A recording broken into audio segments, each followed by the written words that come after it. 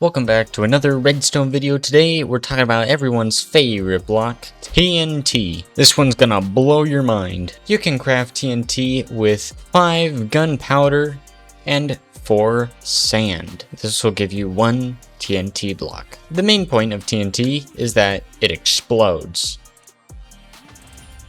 You can use many different ways to ignite TNT, with flint and steel, a fire charge, getting hit by an arrow shot from a flame bow, getting powered by redstone, being shot out of a dispenser, and being hit by another explosion.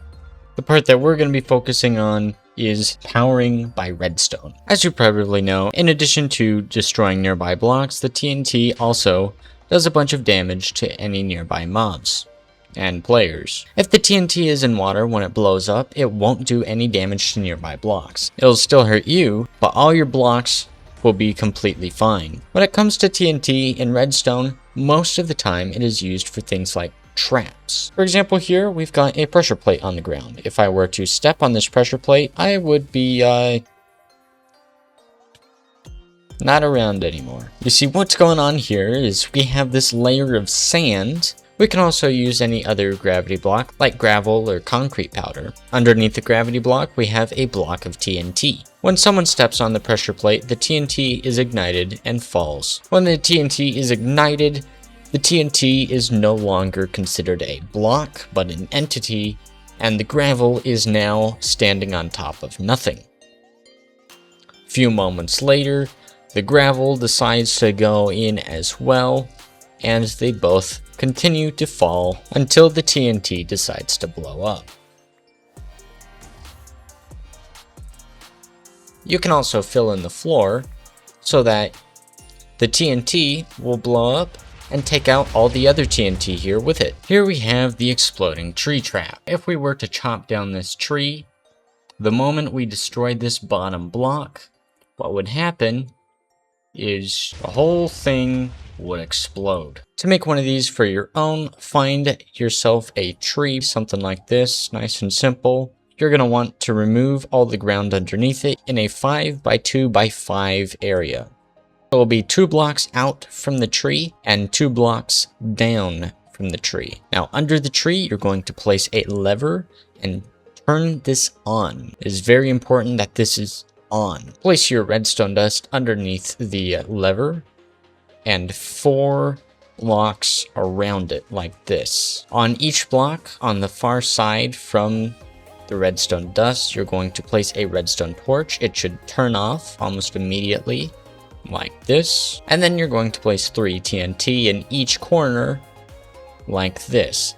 There should not be any blocks in this spot or else the entire thing will explode right here. Now, as long as you don't fill in these 4 little gaps here, you can place your ground on top. Now, when someone destroys the bottom thing right here, the whole thing blows up, except for maybe the top. This works because this lever here is powering the redstone dust, which is keeping this redstone torch off. If this redstone torch were to be on, then the TNT would explode. This can be done either by flicking the lever or just removing the lever from existence. There's no lever saying this should be on, so the TNT explodes. Another common use for TNT is TNT cannons. How a TNT cannon works is we have a single line that activates a whole bunch of TNT at the same time.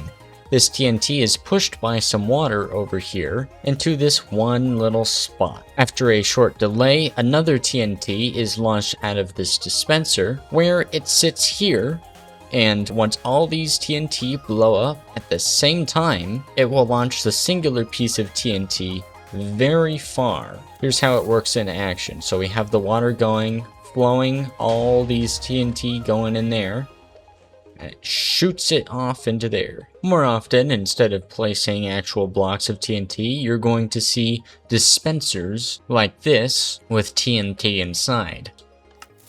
That way, this can be used multiple times before having to be refilled. The more TNT you have here, the farther your TNT will launch. And if we have a longer delay, as long as the TNT is still launched before this TNT explodes, then it will allow the TNT to go further or exist for longer before exploding. And that is how TNT cannons work. With the concepts used in these couple redstone builds, this should be all you need to know to make your own TNT using redstone contraptions. However, there is one thing that you probably will never need to know, but is still somewhat funny. As far as redstone goes, TNT is known as what's called a transparent block. A transparent block, like glass, will not let a redstone signal travel through it, as opposed to another block where this is normal. However, this isn't usually seen with TNT because it just explodes when it's powered anyway. However, if you were to run the command game rule TNT explodes and set it to false, then you will be unable to power TNT, allowing you to use TNT to make vertical redstone wire like this. And you can even set the TNT explodes game rule back to true, and this, as long as it's not updated, will stay unexploded. All other TNT will explode immediately, but this will stay around. And that is all you need to know, and some things you don't need to know about TNT. Make sure to check out the redstone playlist for more cool tutorials on every single redstone block you see here, and more to come, and I shall see you in the next one.